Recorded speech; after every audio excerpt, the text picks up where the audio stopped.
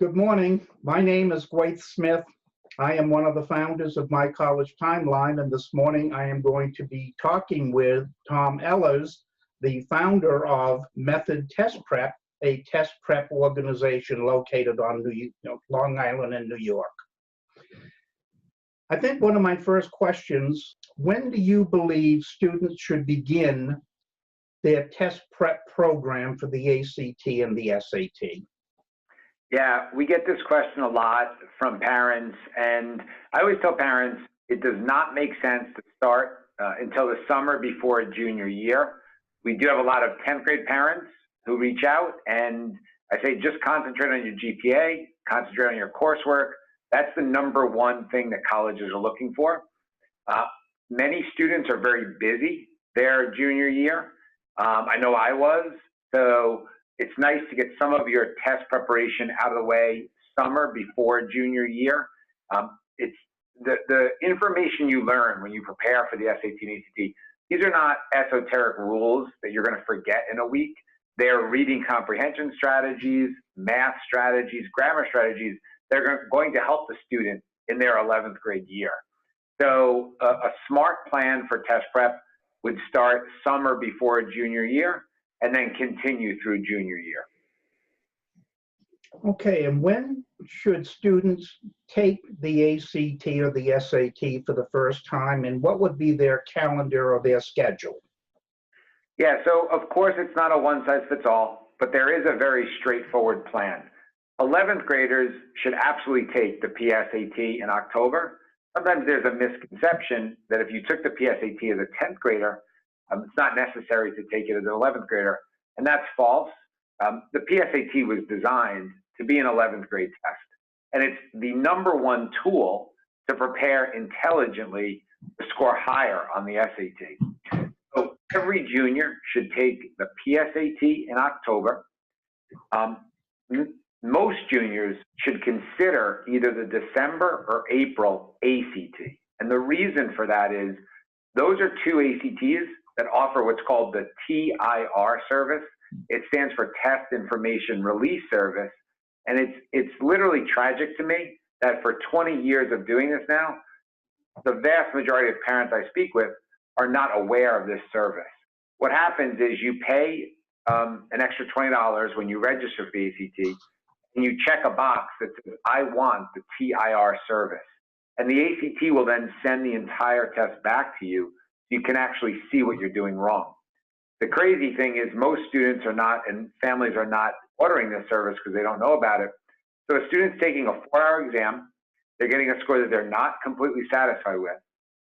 No one's telling them what they did wrong, and then somebody's saying, go take the test again. It's no wonder students are demoralized by this process, right? I would be demoralized if somebody told me to take a 4-hour exam when I don't even know what I did wrong the first time. So the December and April ACTs, and the June one as well, offers this service. So those are the ones students should focus on. And then the same is true for the March and May SATs.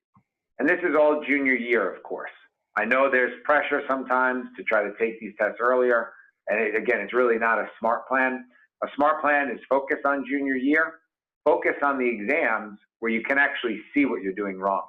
Because when I go through a question and answer service with a student, or I go through a TIR service, we look for the low-hanging fruit. We look for the easiest questions that student got wrong, where you can show them it was a very straightforward trap that they fell into, or a very straightforward concept that we know they're going to see again on the next SAT or ACT. Right? These are very repetitive tests, the same stuff over and over again. So anytime you take an exam, you want to see what you're doing wrong, use that to improve for next time. Obviously, both of these tests produce a great deal of anxiety for young people.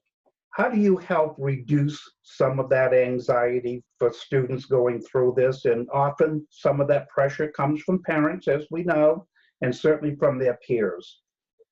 It seems to me to be something that we really need to spend a little bit of time with to help youngsters through this. Yeah, absolutely. The most important thing is a student's confidence, optimism, motivation for preparing. So how do we reduce anxiety? and I apologize if this is going to sound obvious, but it's preparation, right? So we're all nervous about things that we know in our hearts we haven't prepared for. And the sad truth is that most students spend very little time preparing for the SAT and ACT. So there's anxiety because in the back of their mind, they know they really haven't prepared. So we need to take advantage of the fact that these are very repetitive tests. It's very predictable what's going to be on the exams. So since they're predictable, there should be less anxiety because you know what to expect. So taking a practice exam before the real thing is a no-brainer, right? Doing it under timed conditions. And when I say preparation, Gwade, I'm not unrealistic. I'm not asking students to spend 10 hours a week preparing for the SAT and ACT. Most people don't have that time. Put in an hour a week. Put in the 2 hours a week in the 8 weeks leading up to the test. Go through the most common questions that you're going to be tested on. Take a practice exam so you have a sense of where you're going to score, right? This should not be a black box.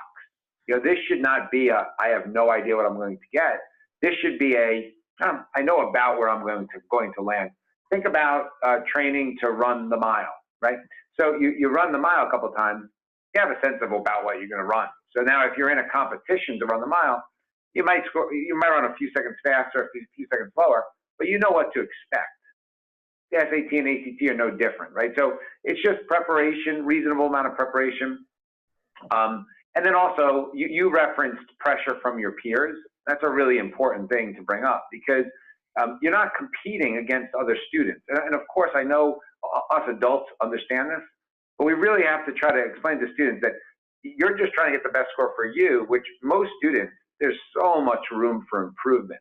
So don't focus on getting a 1500. Focus on going from a 1050 to an 1150 or a 1050 to 1200. And actually, I'm sorry, this is a long answer to your short question, but it's an important question. The last thing I want to say is don't worry about those hardest questions, right?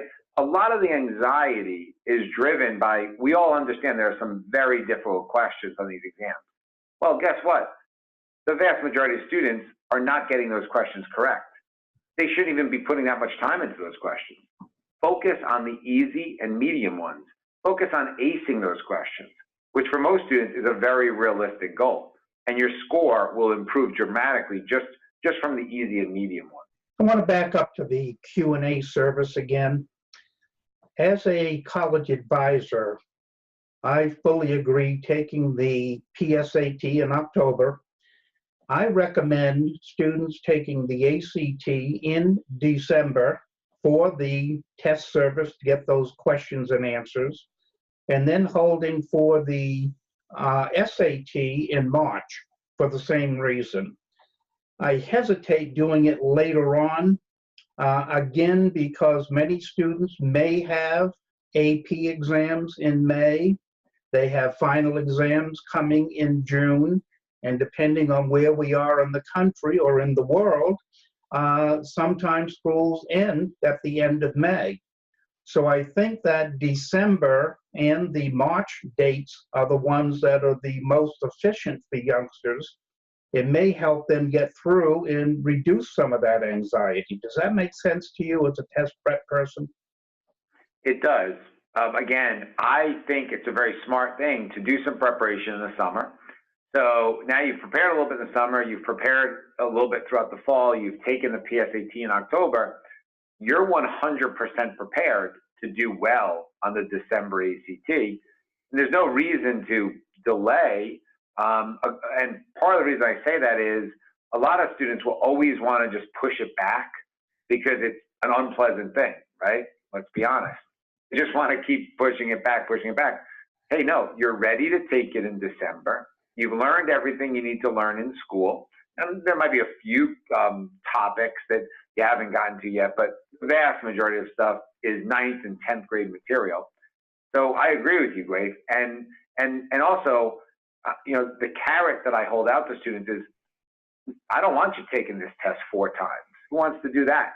Let's prepare efficiently. Let's prepare intelligently. And let's do well the first time. And of course, you can take it in March, your first SAT, and you have plenty of other chances to take it. But let's go in with the attitude of, we're going to do this thing right, and we're going to get in, we're going to get out, right? This should not dominate your junior year. There's better ways to spend your time, but you do have to, prep efficiently. So yes, I agree with what you said. Terrific. Well, thank you so much for your time this morning, Tom, and I think that'll take care of it for us. Have a My great pleasure. day. All Yeah, right, you my as friend.